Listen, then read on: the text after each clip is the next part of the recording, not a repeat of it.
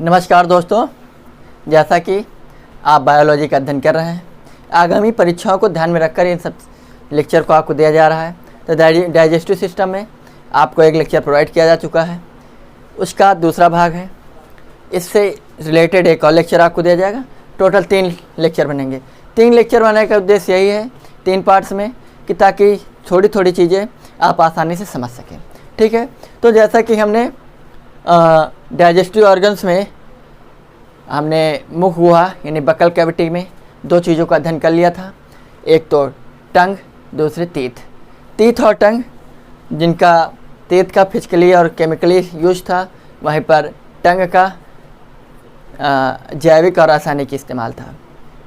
तो चलिए आज उसी के साथ में आज हम लार ग्रंथियों का अध्ययन करते हैं, अर्थात क्या बोलते हैं उसको, डाइजेस्टिव स्लाइवरी, पाचक ग्रंथियाँ, ग्लैंड्स, डाइजेस्टिव ग्लैंड्स। तो डाइजेस्टिव ग्लैंड्स हमने बोला था आपको, हम एक साथ चीज़ें लेकर चलेंगे।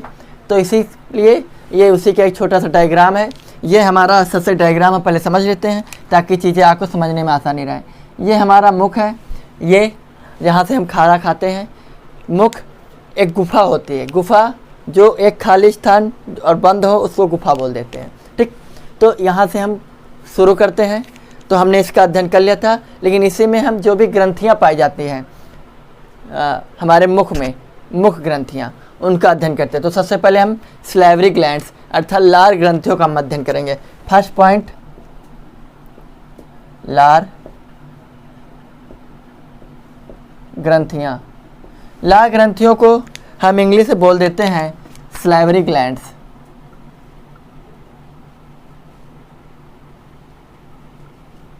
क्लियर? इंग्लिश शब्द जानना ज़रूरी है, क्योंकि जो अब एग्ज़ाम हो रहे हैं उसमें हिंदी वर्ड बहुत कम इस्तेमाल किया जा रहा है। इसलिए साथ में आप हिंदी के साथ साथ इंग्लिश वर्ड भी जानते रहें, ताकि आपको किसी भी प्रकार की एग्ज़ाम हॉल में प्रॉब्लम ना हो। ठीक है, तो लार ग्रंथियाँ आपकी टोटल 3 प्रकार की होती हैं। पहली सबलिंगुअल,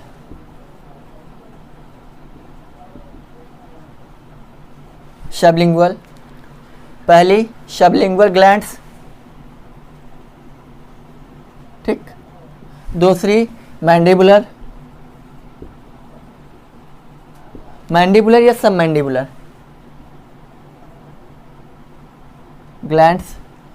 तीसरी होती है आपकी पैरोटिड ग्लैंड,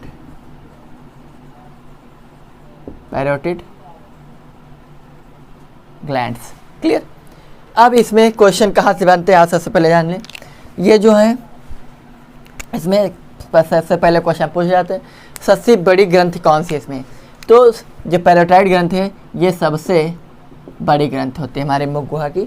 सबसे बड़ी ग्रंथि जो होती है इन तीनों में से वो होते हैं पैरोटाइड ग्लैंड्स। ठीक, यही इंग्लिश में भी इनके यही नाम है। क्लियर? तो ये सबसे बड़ी ग्रंथि होती है। दूसरी चीज़ एक आपसे एग्जामिनर और क्वेश्चन पूछ लेता है एग्जाम हॉल में कि सांप जो होता है, सांप में विष वाली ग्रंथि कौन सी होती है। तो सांप में विष वाली ग्रंथि यही होती है। ठीक, सांप में विष वाली ग्रंथि पैरोटिड ग्लैंड्स ही होती है। पैरोटिड ग्रंथि ही होती है सांप में विष ग्रंथि के रूप में जो होती है। उसी ग्रंथि को जो सपेरा लोग होते हैं जो सांप लेकर घूमते रहते हैं, तो उसकी यही पैरोटिड ग्रंथि निकाल देते हैं, जिससे उनका विष खत्म हो जाता है। तो उसको साथ में लेकर घूमते रहते हैं। बाकी उनके नाटक रहते हैं कि काट लिया, वो काट लिया, तो वहाँ जहर मोहरा लगा देते हैं, ऐसे कुछ नहीं है। ठीक, तो पैरोटिड ग्लैंड्स हमारे मुख ग्रंथियों में सबसे बड़ी ग्रंथि होती है।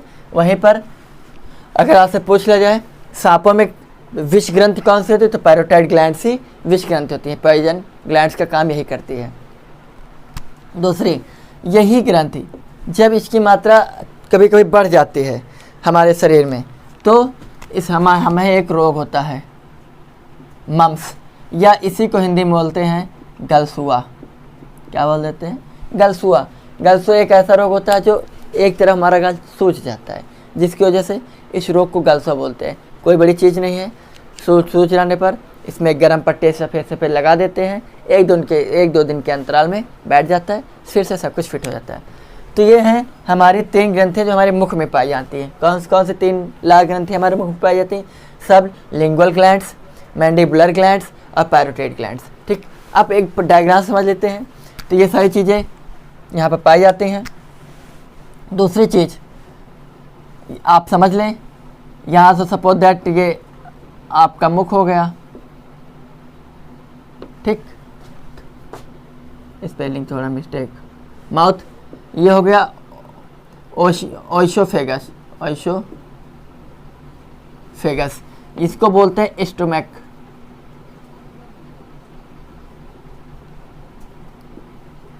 क्लियर? स्टोमक यानी हिंदी में अमाशय, ठीक, ओके। शायद इधर दिख नहीं रहा होगा, गलती हो गई, इधर लिख रहा हूँ, ओइसोफेगस बोलते हैं, ओइसोफेगस,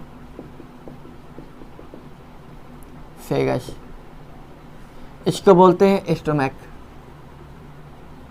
स्टोमक हिंदी में बोलते हैं अग्न्याशय, सॉरी अमाशय, अमाशय। ये है, ये जो ब्लू कलर का आपको दिख रहा है, ये होता है हमारा अग्न्याशय, अग्न्याशय, इंग्लिश में उसको बोलते हैं पैंक्रियाज, ठीक।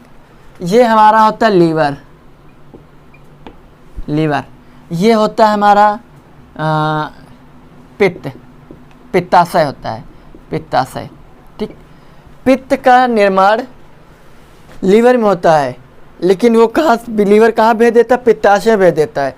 पित्ताशय के माध्यम से पित्त रस जो है कहाँ चला जाता है, हमारे भोजन में पहुंचता है। बाकी वो चीज़ें आपको बाद में बताएंगे, एक एक चीज़ें आप यहाँ समझिए। फिर यहीं पर स्मॉल इंटेस्टाइन, इंटेस्टाइन अर्थात इंटेस्टाइन मीन्स होता है आंत, स्मॉल इंटेस्टाइन यानी छोटी आंत।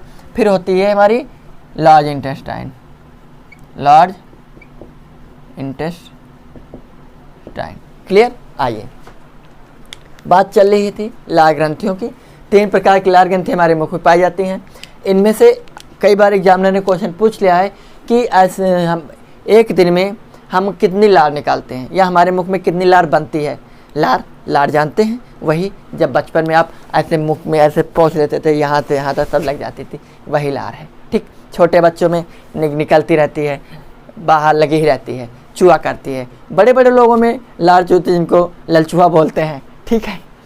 चलिए, लार तो हम लोगों में 1 से 1.5 लीटर तक लार एक दिन में बनती है, 24 घंटे में। क्लियर? अब कैसे चेक करोगे? एक दिन आप उल्टा लेट जाओ और नीचे एक बड़ा सा पात्र रख दो, ऐसे मुँह खोल के बैठ जाए तो लार चूती रहेगी, और जब निकल आए तो उसको नाप लेना, तो देख लेना 1 से 1.5 लीटर के बीच में होगी। क्लियर? चलिए, कितनी लार, लेकिन बच्चों में एक बार क्वेश्चन पूछ ले, बच्चों में कितनी लार बनती है, तो बच्चों में क्या है 1 से 1.5 लीटर से प्लस 1.5 लीटर से ज़्यादा लार बनती है। इसीलिए देखिए क्यों ज़्यादा बनती है, क्योंकि भगवान को पता है कि बच्चे जो होते हैं उनके पेट कमज़ोर होता है, वो कुछ भी खा लेते हैं। आप देखिए माटी खा लेते हैं, कुछ भी खा लेते हैं, कंकड़ खा लेते हैं, तो उसको पचना ज़रूरी है, इसके लिए लार वार ज़्यादा ज़रूरी है। इसलिए लार वार के माध्यम से अंदर चला जाता है तो आराम से पच जाता है, डाइजेस्ट हो जाता है, क्योंकि उनके पेट कमज़ोर हैं, छुटके बच्चों के, ठीक। और बड़े लोगों को तो बिन चुन कर खाते हैं, तो उनमें लार की मात्रा ज़रूरी है, लेकिन इतना ज़्यादा ज़रूरी नहीं होती। लेकिन अगर हमारी ज़ुबान गीली है, ज़ुबान, जीभ जानते हैं, जीभ इंग्लिश में टंग बोलते हैं, वो अगर गीली है तो उसका कारण क्या है, यही लार ग्रंथियाँ ही हैं। लार ग्रंथियों के वजह से ही हमारी जीभ गीली है। अगर लार ग्रंथि ना होती तो जीभ चिपक जाती, जिसकी वजह से आप बोल नहीं पाते। अगर नीचे जीभ है तो नीचे चिपक गई, ऊपर आएगी नहीं, इस साइड आ गया इधर चिपक गई, इस साइड आ गई इधर चिपक गई, कहीं ऊपर किया तो ऊपर चिपक गई। इसलिए लार अगर जीभ अगर हमारी गीली नहीं होगी तो वो इस तरीके आप स्पेशली तरीके से फ्लुएंटली बोल नहीं पाएंगे। इसलिए लार का जीभ का गीला होना बहुत ज़रूरी है, जिसका काम बखूबी लार करती है, ठीक। अब हम बात कर रहे हैं, मेरी लार नहीं कर रही है, ठीक, चूने वाली है, आप लोगों को भी चूने वाली होगी। इसीलिए खाना वाना जब भी खाते फटाफट लार चूने लगती है मिठाई के नाम पर, क्योंकि मीठा जीभ में सबसे पहले दिया गया है, इसीलिए कहते हैं जो सबसे पहले आता है उसको मेहमान को मीठा देते हैं। आगे चलिए, अब देखते हैं 4 प्रकार की लार ग्रंथि, 3 प्रकार की लार ग्रंथियाँ पाई जाती हैं।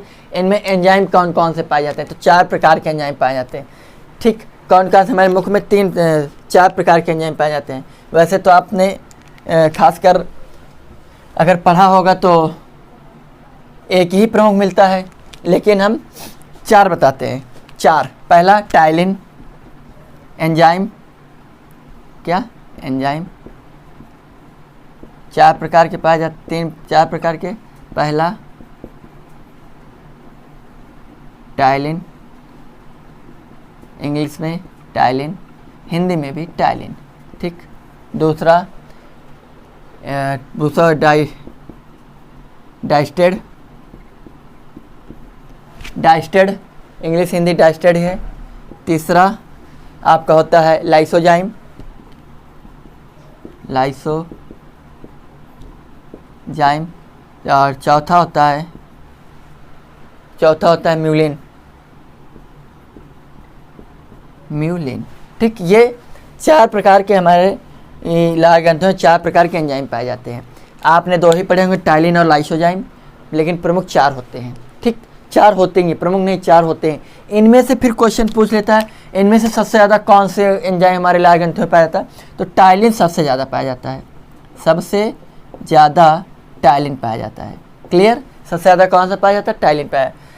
टाइलिन और डाइस्टेड दोनों का काम वैसे एक ही होता है, एक ही दोनों का काम है, क्या? भोजन को पचाना, ठीक। यानी स्टार्च, सॉरी, इनका प्रमुख काम है स्टार्च को पचाना। स्टार्च जानते हैं? स्टार्च की हिंदी होती है मंड। मंड वही है जिससे आपका क्या बोलते हैं, कैप्सूल का जो ऊपरी लेयर, जो परत होती है ना कैप्सूल की, इसके अंदर दवा भरी होती है, वो आपका स्टार्च का बना होता है, मंड का। मंड की और हिंदी क्या होती है? चोकर होती है, चोकर, जोकर नहीं, चोकर, ठीक। तो चोकर जानते हैं? क्या आप चोकर खाते हैं? तो आप में से सारे बच्चे कहेंगे नहीं हम चोकर नहीं, आप चोकर खाते हैं। अगर आप चोकर नहीं खाएंगे तो आप चोकर खाते हैं आटे के साथ, रोटियां खाते हैं तो रोटियों में चोकर रहता है। पूर्णतः आप चलनी से चालते तो हैं, लेकिन उससे निकलता नहीं पूरा चोकर। अगर आटे में चोकर नहीं होगा तो आसानी से डाइजेस्ट नहीं हो सकता है। आप अगर पूरी तरीके से चोकर नहीं जाएगा तो आटा नहीं, वो मैदा हो जाएगा। क्या हो जाएगा? मैदा। इसीलिए अगर आप 4 से 5 रोटी खा रहे हैं आटे की, तो अगर मैदे की रोटी आपको दे दी जाए तो आप 1 या बहुत ज़्यादा 2 खाएंगे, और वो जाके आगे अमाशय में सेट हो जाता है, चपक जाता है। आटा क्या है? थोड़ा रूखा टाइप पर हो जाता है, चोकर रहता है, इसलिए वो चपकता नहीं है, आसानी से डाइजेस्ट हो जाता है। इसीलिए आप मैदा कम सेवन किया करें, ठीक है। आगे स्टार्च यानी चोकर को पचाने में कौन काम करता है? टाइलिन और डाइस्टेड। वैसे ऑप्शन को डाइस्टेड बहुत रेयर, बहुत ही डीपली जब पूछता है तब डाइस्टेड मिलता है, नहीं तो टाइलिन ही आपको मिलता है। तो दोनों में से कोई भी एक मिले आप टिक कर देना, ठीक। ऑप्शन नंबर सी पे बी मिलता है, ऑप्शन नंबर बी पे डाइस्टेड मिलता है। लाइसोजाइम जानते हैं? लाइसोजाइम कीटाणुओं को मार देता है, कीटाणुओं को मार देता है। किसको मारता है? कीटाणुओं को। इंग्लिश में बोलते हैं जर्म्स, हाँ सही है, जर्म्स, ठीक। कीटाणु हिंदी होती कीटाणु। देख लो कितनी, वो भगवान जो है ना बहुत होशियार था, बहुत, पता नहीं किस यूनिवर्सिटी से पढ़ कर आया, कौन कौन सी डिग्रियाँ लेकर आया, वो किस यूनिवर्सिटी से आया, ठीक। तो इसीलिए वो जिस यूनिवर्सिटी से पढ़ कर आया, बहुत अच्छी पढ़ाई उसने की है उस यूनिवर्सिटी से। क्योंकि देखो उसको पता है जो छोटे बच्चे होते हैं, छोटे बच्चे मिट्टी भी खा लेते हैं, कुछ भी खा लेते हैं, जरूरी हाथ साफ ना हो, तो इसलिए खाने की चीज़ों में कीटाणु रहते हैं। उन कीटाणुओं को अगर वो अंदर चले जाएंगे तो बीमारियाँ पैदा हो जाएंगी। जब इतना कम कीटाणु जात पता है, आगे भी एक चीज़ है जो उसको मारती, जो अब मुख से निकल जाता है, तो मुख में बहुत सारे कीटाणु मर जाते हैं। कोई भी ऐसे भी आप कुछ भी खुले में खाओ तो कीटाणु मिल जाते हैं। तो उन चीज़ों को मारने के लिए कौन काम करता है? लाइसोजाइम कीटाणु नाशक होता है, ठीक। लाइसोजाइम आपका हैंड सैनिटाइजर काम करता है, सैनिटाइजर। अब आप कहोगे पंकज सर ने कहा था सैनिटाइजर काम करता है, बिल्कुल सही काम। कहीं पे आप जाओ ऐसे थूक लो और हाथ में ऐसे लगा लो, सैनिटाइजर काम हो जाएगा, ठीक। रीजन आप खुद ही देखिए, जब आपकी उंगली कट जाती है आप तुरंत मुंह में डाल लेते, क्यों? ताकि उसमें जो कीटाणु लग गए हो वो लाइसोजाइम जब उनमें लगेगा तो अपने आप मर जाएंगे, इसीलिए, ठीक। समझ में आया? आगे लाइसोजाइम का काम क्या है? कीटाणुनाशक, कीटाणु को मारता है, जर्म्स को मार देता है। वहीं पर म्यूलिन का काम क्या है? ये जो भी आप खाते हैं, चिपचिका की हिंदी जानते हैं? लिबलिबा जब हो जाता है, कभी भी आप खाएं रोटी वगैरह तो आप देखते होंगे कि कभी कभी खाने में बाल आ जाता है तो आप तुरंत निकाल देते हो। जब आप निकालते हो देखते हैं रोटी, अरे ये तो चिपचिपी हो गई, लिबलिबी टाइप हो गई। तो वही चीज़ जब आप निकाल लेते हो ना तो वो जब लिबलिबा वो किसकी वजह से चिपचिपा है? म्यूलिन की वजह से। म्यूलिन की वजह से क्या? जर्म्स की वजह से, उसमें जो कीटाणु थे मर गए। ये स्टार्च और स्टार्च या मंड का पचाने का काम करता है, लेकिन म्यूलिन क्या करता है? म्यूलिन जो है चिपचिपा कर देता है, जिसकी वजह से आप आसानी से ग्रास नली के माध्यम से आमाशय में वो भोजन पहुंचता है। किसकी वजह से? म्यूलिन की वजह से चिपचिपा हो जाता है, फिर ग्रास नली के माध्यम से हमारे आमाशय में पहुंच जाता है वो। क्लियर? समझ में आ रहा है? चलिए, इसीलिए हमारे घर में हमारे पेरेंट्स, हमारी माएँ, हमारी माताएँ ये कहती रहती हैं जब हम छोटे रहते हैं, बड़े रहते हैं, तभी भी कि आराम से खाओ। आराम से खाने से क्या होता है? रोटी के टुकड़े टुकड़े, दांत से टुकड़े टुकड़े हो जाते हैं, फिर उसमें आसानी से म्यूलिन ज़्यादा से ज़्यादा मिक्स हो जाता है, जिसकी वजह से आसानी से आप निकाल सकते हैं। नहीं तो आप जब जल्दी जल्दी खाते हो तो ऐसे क्या कहते हैं उसको, ढकारना पड़ता है ज़बरदस्ती। क्यों? क्योंकि उसमें म्यूलिन की मात्रा कम रहती है। क्लियर? तो ये है टायलिन। टायलिन का काम क्या है? मंड यानी स्टार्च को पचाने का काम करता है। डाइस्टेड और टायलिन का काम सेम ही होता है। इन चारों में कौन सा सबसे ज़्यादा एंजाइम पाया जाता है महिला ग्रंथियों में? तो टायलिन नामक एंजाइम महिला ग्रंथियों में सर्वाधिक पाया जाता है। वहीं पर लाइसोजाइम का क्या है? कीटाणुनाशक काम है, यानी कीटाणु यानी जर्म्स को मार देता है। वहीं पर म्यूलिन क्या होता है? म्यूलिन चिपचिपा कर देता है, कुछ भी हम कहते हैं उसको चिपचिपा कर देता है। ठीक, तो ये था हमारी मुख्य ग्रंथियाँ। अब आगे हम चलेंगे ओइसोफेगस। दूसरा एसोफेगस।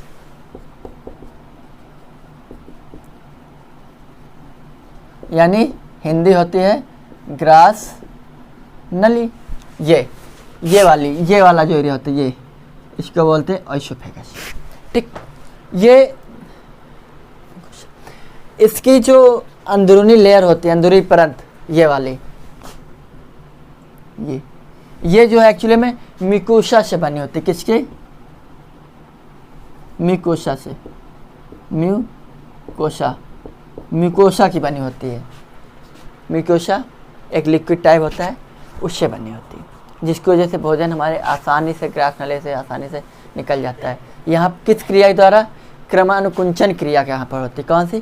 क्रमानुकुंचन। क्रमानुकुंचन समझते हैं? सपोज दैट अगर ग्रास नली में ये म्यूकस नहीं होता, ठीक, म्यूकोसा नहीं पाया जाता, तो यहाँ से खाना आप खाते हैं, यहाँ से आप खाते हैं, यहाँ आगे आप माथे में भक्क से गिरता, ठक गिरता, आप खाते, लोग बाहर सुनते, अरे धीरे धीरे खाओ, तुम्हारे पेट में बहुत तेज से आवाज़ आ रही है, बहुत तेज भोजन गिर रहा है। ठीक, इसीलिए क्यों क्रमानुकुंचन क्या होता है?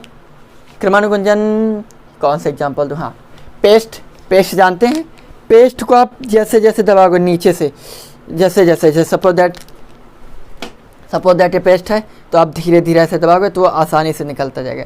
वही चीज़ आपका भोजन जो आसानी से आमाशय तक पहुँचे, इसलिए ग्रास नली की सहायता लेनी पड़ती है। और ग्रास नली क्या काम क्या है? कौन काम करता है? म्यूकोसा। तो कई बार क्वेश्चन पूछा गया कि ग्रास नली किस चीज़ की बनी होती है? तो म्यूकोसा की बनी होती है। किसकी? म्यूकोसा की। फिर दूसरी चीज़, ग्रास नली में पाचन क्रिया नहीं होती है। पाचन की क्रिया यहाँ पर नहीं होती है।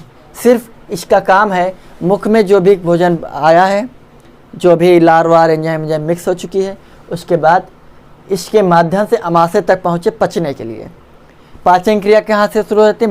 मुख गुहा से हमारी पाचन क्रिया शुरू हो जाती है। लेकिन पाचन क्रिया कहाँ नहीं होती है?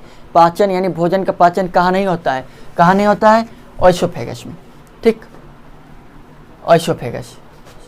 ठीक, आगे कई बार इसकी लंबाई पूछी गई तो कुछ जगह 15 सेंटीमीटर मिलेगा, कई जगह 25 से 30 सेंटीमीटर भी मिला है।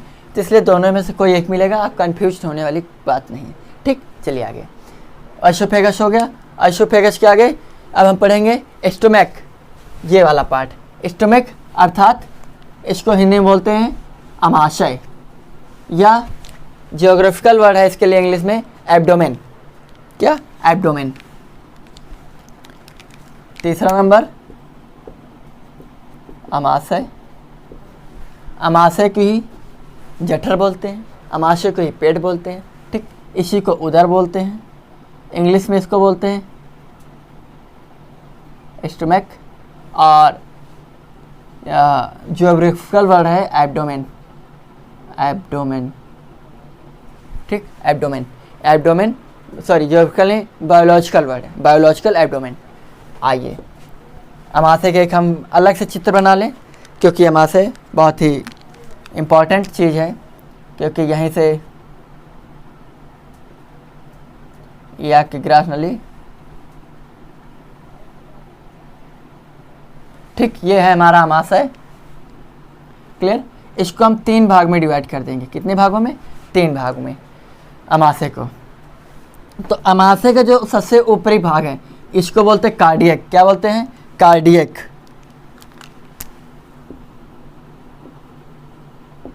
कार्डियक पहला नंबर, कार्डियक। यहीं पर HCl पे आ जाता है। क्या पाया जाता है? HCl, हाइड्रोक्लोरिक अम्ल। ठीक, HCl का काम क्या होता है? अम्ल है। तो जैसे ही भोजन यहाँ आया है कार्डियक अमाशय में जैसे आता है, तो यहाँ पर जो भी भोजन है HCl उसको पूरी तरीके से अपने आप में मिक्स कर लेता है। इसलिए जब भी आप ज़्यादा खाना खा लेते हैं, जब आप ज़्यादा खाना खा लेते हो, मतलब क्या बोलते हैं, नटाई तक, ये यहाँ इसकी नटाई है, ठीक, इसको बोलते हैं कार्डियक वाल्व। कई बार क्वेश्चन पूछ लिया गया है कि ग्रास नली किससे जुड़ी होती है, तो अमाशय से जुड़ी होती है। लेकिन कई बार एग्जामिनर ने अमाशय नहीं दिया, तो क्या आप क्वेश्चन क्या टिक करोगे? कार्डियक। ऑप्शन नंबर ए पे होता है कार्डियक, ऑप्शन नंबर ए पे कार्डियक, तो ए पे टिक कर देना। ठीक, HCl यहाँ पर पाया जाता है। तो जैसे कोई भी भोजन आया मुख के बाद से, तो वो HCl यानी उसको अम्लीय कर देता है। क्या कर देता है? अम्लीय कर देता है, यानी खट्टापन उसमें डाल देता है, यानी अम्लीय कर दिया। इसीलिए जब आप बहुत ज़्यादा यानी नटाई तक अगर भर गया, तो जब भी आप देखो डकार जब आती है तो खट्टी आती है। कैसी? खट्टी डकार आती है, जिसकी वजह से हम सोच रहे अरे खट्टी चीज़ तो नहीं, कहीं डकार कैसे खट्टी आ गई? तो उसका की रीज़न क्या है कि वो आपका भोजन जो आपने कहा अम्लीय हो चुका है। अम्लीय होने के चलते रीज़न क्या है? HCl। दूसरा HCl का काम क्या है? कीटाणुओं को मार देता है। जो भी कीटाणु लाइसोजाइम से बच चुके होते हैं कि ए लाइसोजाइम चाचा हम जा रहे हैं, हमसे नहीं लड़ सकते हो तुम, हम तुमको हरा के जा रहे हैं। तो लाइसोजाइम चाचा अच्छा निकल जाओ यहाँ से, आगे तुम्हारा बाप बैठा है, बाप और वाइफ है HCl। तो यहाँ पर कितना भी बड़ा खतरनाक हो वो यहाँ पर मार ही देता है। कौन? HCl। हर प्रकार के कीटाणुओं का नाश। HCl यहाँ तक इतना खतरनाक होता है कि आपकी हड्डी अगर गलती से चली गई, जो नॉन वेजिटेरियन होते हैं, तो हड्डी तक को ये गला देते हैं HCl। यहाँ तक ये सोने को गलाने के लिए HCl का ही इस्तेमाल करता है। कभी कि आप सोना वोना खा लें तो वो आसानी से पच जाएगा, आसानी से नहीं पचेगा लेकिन हाँ पच जाएगा। ठीक, इसलिए चिंता की कोई बात नहीं है। इतना खतरनाक, इतना ज़बरदस्त होता है। दूसरी चीज़, अब भोजन में जो भी कसर रह गई है टूटने फूटने, तो यहीं पर टूट फूट जाएगी और भी यहीं पर कुचल दिया जाएगा पूरी तरीके से। जैसे आप कहते हैं अरे ओ माय गॉड एसिडिटी बन गया अपन को, एसिडिटी। तो एसिडिटी क्या होता है? यही मतलब आपने खा लिया, वोमिटिंग यहीं से होती है। वोमिटिंग CBSE वाला वोमिटिंग बोलता है, हम क्या बोलते हैं? उल्टी बोलते हैं। जैसे ये जो गोल गोल वाला झूला होता है ना, ये हम एक बार मेला देखने गए थे, ये वाला, इसमें एक महिला बैठी थी। महिला देवी, दुर्गा, सरस्वती, काली, चंडी का रूप होती है, यहाँ पर बैठती है, तो उसको उल्टी शुरू हो जाती है। तो अच्छी बात वो यहाँ जब पहुँची तब उल्टना निकालना सके आ करके, तो जो नीचे वाले होते हैं ना अपने आप तर जाते हैं, नहा लेते हैं उसके उल्टे से, शुद्ध हो जाते हैं। ठीक, तो आप लोग जाना तो ऐसे झूले में कभी झूलना मत। ठीक, चलिए आगे। तो HCl का काम क्या है? HCl क्या है? भोजन को अम्लीय बना देता है। HCl क्या है? जो भी बच्चे कुछ कीटाणु जाते हैं उनको मार देता है। HCl का काम क्या है? जो भी भोजन कसर रह जाती है टूटने फूटने में वो सारा काम कर देते हैं। HCl क्या करता है? अगर इसकी मात्रा बढ़ जाती है तो हमें एसिडिटी हो जाती है, और एसिडिटी को पूरा करने के लिए क्या करते हैं हम? किसका सेवन करना चाहिए हमें? अगर अम्लीय है तो हम लोग को मारने के लिए किसी होता है? क्षार की। किसकी? क्षार की। और क्षार कहाँ पाओगे आप? किस दुकान में ढूंढोगे? क्षार यानी बेस, इंग्लिश बेस होती है, यानी MgOH का होल ट्वाइस। इसको बोलते हैं milk of magnesia. Milk of magnesia. Milk of magnesia क्या है? अगर आप इसका सेवन करेंगे तो आपकी एसिडिटी शांत हो जाएगी, यानी आपका जो अम्ल बढ़ा हुआ है वो अम्लीय जो हो चुका है उसमें आराम मिलेगा आपको, जिसकी वजह से किसकी वजह milk of magnesia. Milk of magnesia कहाँ एक चीज़ मिलती है, इनो पियो और पता नहीं क्या कर जाए, ओनो पियो पता नहीं क्या कर जाओ, ठीक। इसीलिए इन सब चीज़ों का सेवन करते हैं।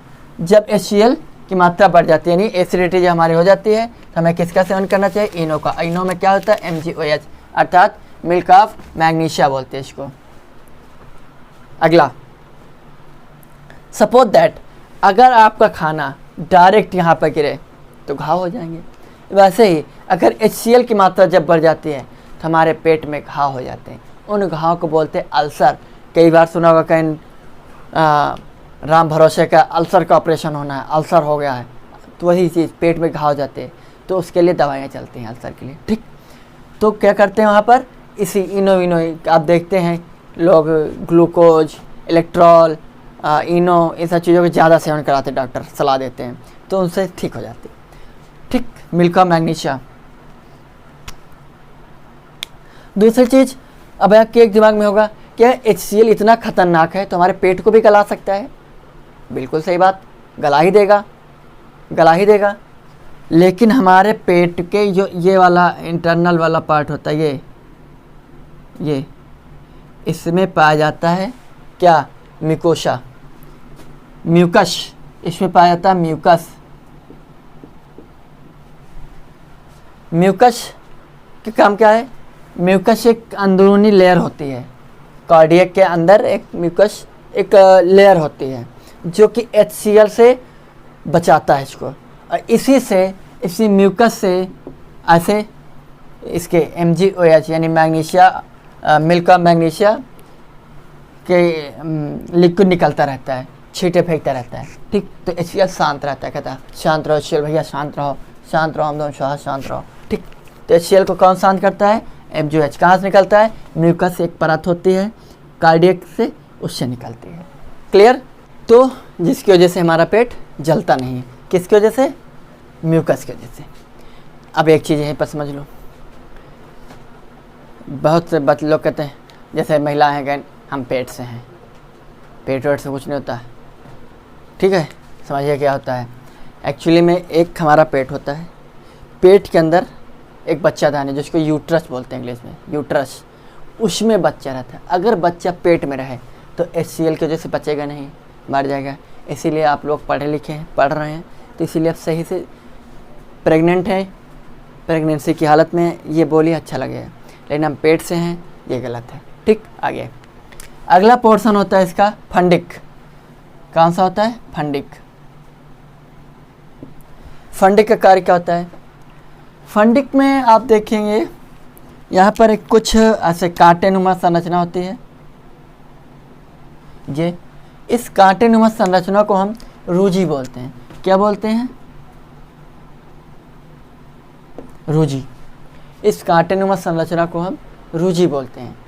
जब भी कुछ भी आप खाते हैं तो आकर इस कांटेनुमा संरचना में फंस जाता है जी, और यहाँ पर भोजन जो है वो यानी HCl के बाद जब यहाँ आता है तो 3 से 4 घंटे तक रहता है।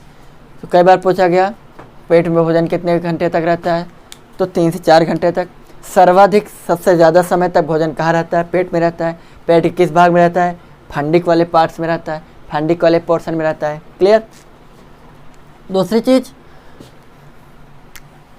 जैसे कुछ लोग जो फास्ट रहते हैं, व्रत रहते हैं, निर्जला व्रत रहते हैं, वो जब कुछ नहीं खाते तो कहते हैं हमारे पेट में कांटे कर रहे हो, ओ माय गॉड हमारे पेट में कांटे कर, यही कांटे यही है चुभा करते हैं, जिसकी वजह से लोग कहते कांटे कर रहे हैं, ठीक। जब भी आप कुछ खाओगे, इसीलिए जो आप मैदा वैदा खाते हैं तो मैदा वैदा आकर इन्हीं कांटों के बीच में फंस जाता है, चिपक जाता है, जिसकी वजह से आपके हाथों में जब आगे बढ़ता नहीं है तो पेट में दर्द शुरू हो जाता है, और पेट में दर्द शुरू होने पर आगे बढ़ता है तो यहाँ पर इतना ज़्यादा सड़ चुका होता है, आगे हाथों में जाके फंस जाता है। इसी वजह से अल्सर जैसी बीमारियाँ शुरू हो जाती हैं, इसी की वजह से हाथ सड़ना शुरू हो जाती है।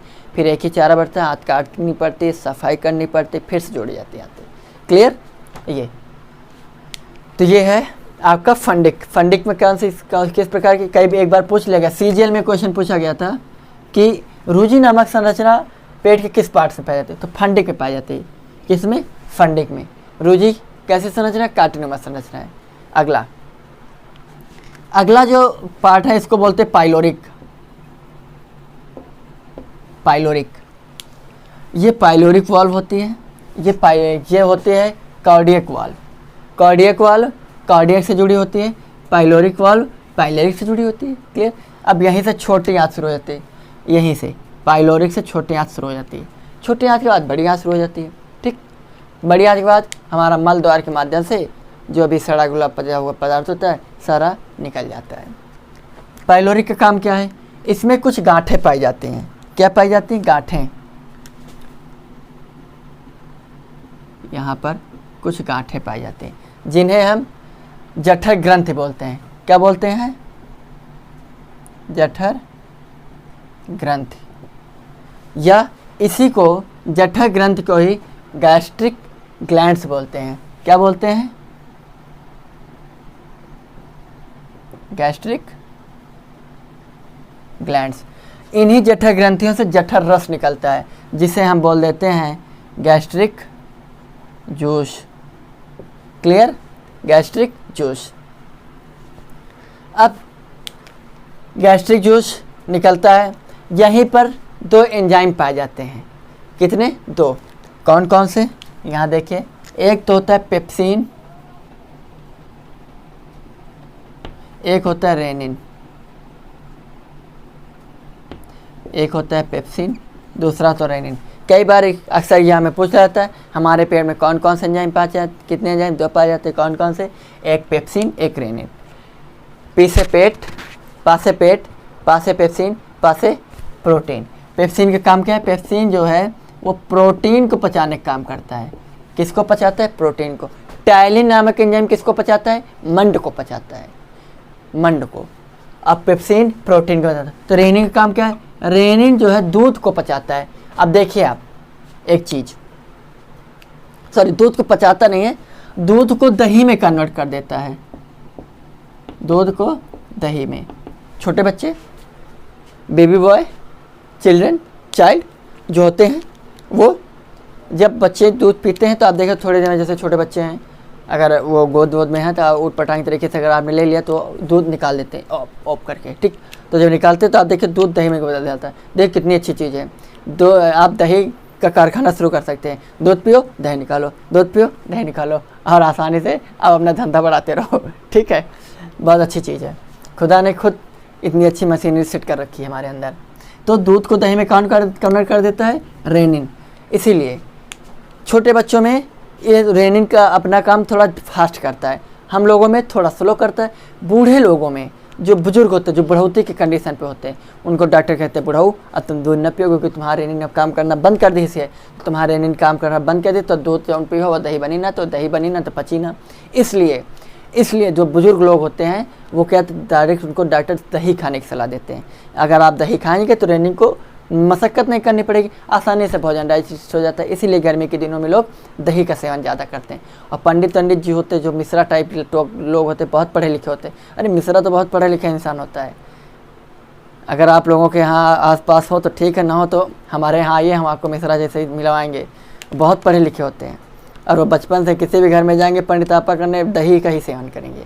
इसीलिए उनको पता है क्यों, क्योंकि रेनिन को ज़्यादा मेहनत नहीं पड़ेगी। रेनिन बुढ़ापे में काम पड़ेगा। बुढ़ापे में पंडिताई हो पाएगी नहीं हो पाएगी, लेकिन दूध मिलेगा तो पी लेंगे, तो रेनिन पचा रहेगा, तो काम करेगा, दूध दही बना देगा। ठीक, तो ये हैं सारी चीज़ें। क्लियर? एक बार देख लेते हैं, आज हम यहीं तक पढ़ेंगे, तो इस बार एक बार हम सब कुछ रिवाइज कर लेते हैं। तो चलिए, हमारे मुख में कितने प्रकार की ग्रंथियाँ पाई जाती हैं? 3 प्रकार की ग्रंथियाँ पाई जाती हैं। कौन कौन सी? सबलिंगुअल, मैंडिबलिंग और पैरोडिक सबसे बड़ी होती है, और पैरोडिक ग्रंथि ही सांपों में पाई जाती है, जिसमें विष होता है। ठीक, पैरोडिक की वजह से ही मम्स यानी गलसुआ रोग हो जाता है। ठीक, दूसरी वजह से हमारे मुख में 4 प्रकार के एंजाइम पाए जाते हैं इन ग्रंथियों में। कौन कौन से? टाइलिन, डाइस्टेड और लाइसोजाइम और म्यूलिन। ठीक, ये टाइलिन जिसके जो सर्वाधिक निकलता है, और टाइलिन और डाइस्टेड का काम क्या है? मंड को पचाने का काम इनका है। दूसरी चीज़ और लाइसोजाइम जर्म्स को मारने के यानी कीटनाशक होता है। दूसरा और म्यूलिन क्या है, भोजन को चिपचिपा बनाता है। अब भोजन जब चिपचिपा हो जाता है तो कृपानुकुंचन की क्रिया के माध्यम से ओसोफेगस के माध्यम से हमारे आमाशय में आ जाता है। क्लियर। यहाँ पर कोई किसी प्रकार का इस मार्ग में पाचन की क्रिया नहीं होती है, यानी ग्रास नली में किसी प्रकार की पाचन क्रिया नहीं होती है। दूसरी चीज़, आमाशय को हम 3 पार्ट्स में डिवाइड कर पढ़ चुके हैं, कार्डियक, फंडिक और पाइलोरिक। कार्डियक का काम क्या है, कार्डियक में HCl पाया जाता है। HCl का काम क्या है, HCl जो है जो भी बचे कुचे कीटाणु में जर्म्स हैं उनको मारने का काम करता है, भोजन का अम्लीय बना देता है। दूसरी चीज़, HCl बहुत ही खतरनाक होता है, तो इसी वजह से भोजन पचता है।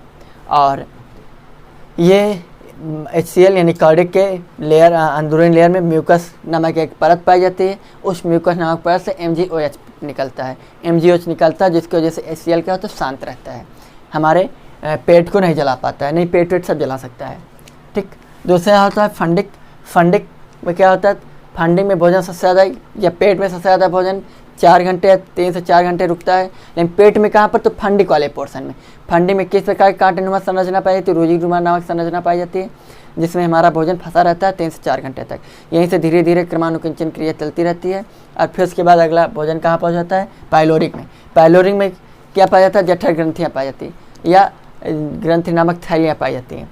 इन ग्रंथियों में दो प्रकार के एंजाइम पाए जाते हैं, एक होता है पेप्सिन और एक होता है रेनिन। पेप्सिन का काम है प्रोटीन को पचाना, पेप्सिन कहा जाता है P for pepsin, P for पेट, P फॉर प्रोटीन। रेनिन का काम क्या है, दूध को दही में कन्वर्ट कर देता है। तो ये रहा आज का, बाकी चीज़ें हम अगले लेक्चर में आपको देंगे। ठीक है, आज के लिए इतना ही। उम्मीद करते हैं आप कुछ चीज़ें विधिवत तरीके से समझ में आती होंगी, आ रही हैं, इसलिए आप कमेंट के माध्यम से चीज़ें बताते रहें। किसी प्रकार की कोई समस्या हो, आपके पास कमेंट ऑप्शन दिया गया है, आप उसका बड़ी ही सावधानीपूर्वक, बड़े ही तरीके आसानी से इस्तेमाल कर सकते हैं। ठीक है, आप सभी का बहुत बहुत धन्यवाद। प्लीज़ मेरे लेक्चर को लाइक, सब्सक्राइब और शेयर जरूर करिए, ताकि आगामी परीक्षाओं के लिए जो भी कैंडिडेट हैं उन तक आसानी से ये एक सटीक कंटेंट पहुंच सके। ठीक, आप सभी का बहुत बहुत धन्यवाद। Thank you. जय हिंद, जय भारत।